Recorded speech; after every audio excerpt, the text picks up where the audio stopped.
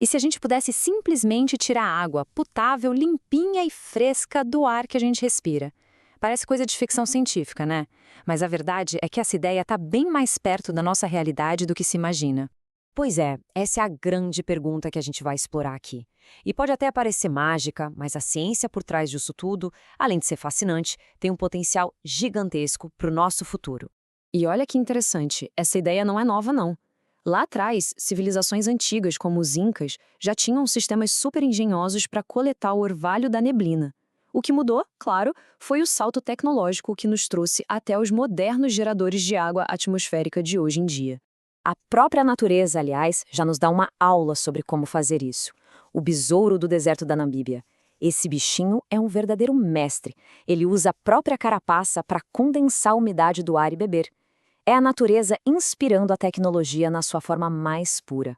Ok, então com essa inspiração da natureza, vamos sair um pouquinho da biologia e mergulhar de vez na tecnologia para entender o que está no coração dessa revolução da água. O nome é Gerador de Água Atmosférica, ou AWG na sigla em inglês. E ele faz exatamente o que o nome sugere.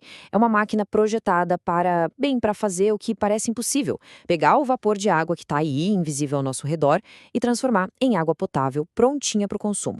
E o potencial de impacto disso é simplesmente gigantesco. Um estudo sugere que, se essa tecnologia for bem implementada, ela poderia levar água potável para 1 bilhão de pessoas no mundo. Pensa nesse número, é uma escala que pode, de verdade, mudar o jogo na luta contra a falta de água. Tá, mas como é que essa mágica toda acontece? Basicamente, existem duas abordagens científicas principais para conseguir essa façanha. Vamos ver em detalhes como cada uma delas funciona. O primeiro método é o mais comum e é super fácil de visualizar.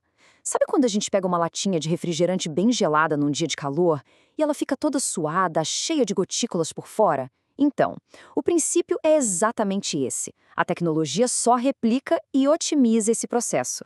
O processo é bem direto. O ar é sugado para dentro da máquina, passa por uma serpentina que está super gelada e, pronto, o vapor de água vira gotinhas de água líquida. Essa água então é coletada, passa por um sistema de purificação e já pode ser consumida. Simples na ideia, né? E muito eficaz. Agora, aqui vem o porém, o calcanhar de Aquiles desse método. Ele depende bastante das condições do ambiente. Funciona que é uma beleza em lugares quentes e úmidos. Mas se a umidade do ar cai para menos de 30%, a eficiência dele, despenca. O que o torna menos útil justamente nos lugares mais secos. E é por causa dessa limitação que a gente chega no segundo método, a higroscopia. Essa comparação aqui é bem legal. Enquanto a condensação usa o frio para funcionar, a higroscopia usa materiais especiais chamados de dessecantes, que funcionam como uma esponja, absorvendo a umidade direto do ar.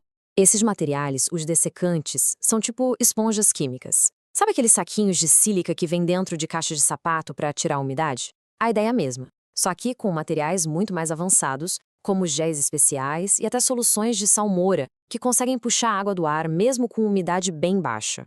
Até agora, parece a solução perfeita, certo?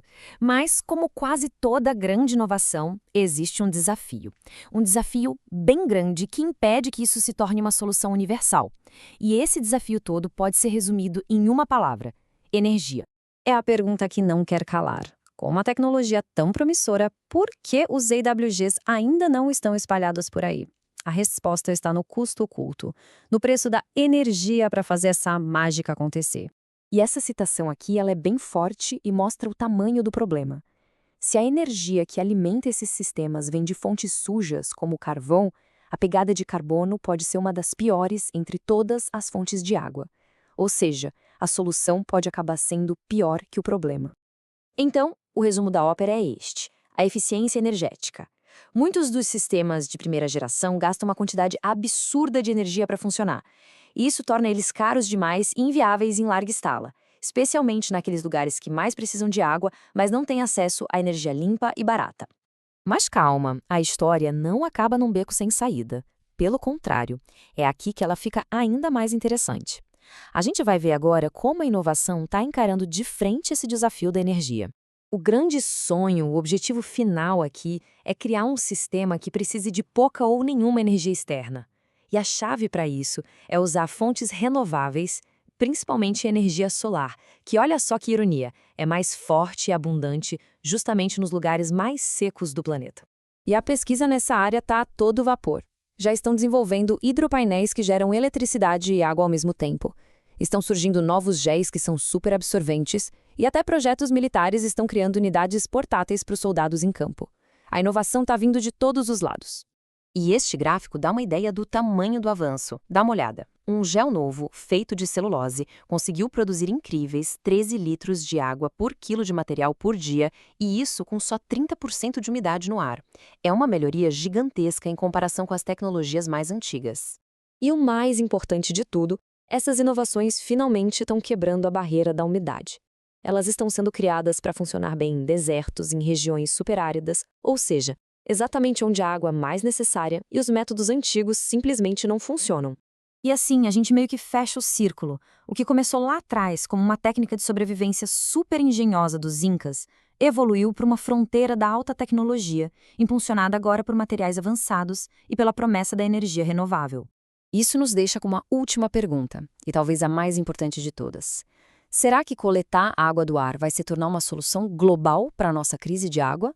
Ou será que vai continuar sendo uma solução mais local, uma ferramenta poderosa para comunidades específicas? A resposta final a gente ainda não tem, mas uma coisa é certa: o futuro da nossa água pode muito bem estar flutuando, invisível, por toda a nossa volta.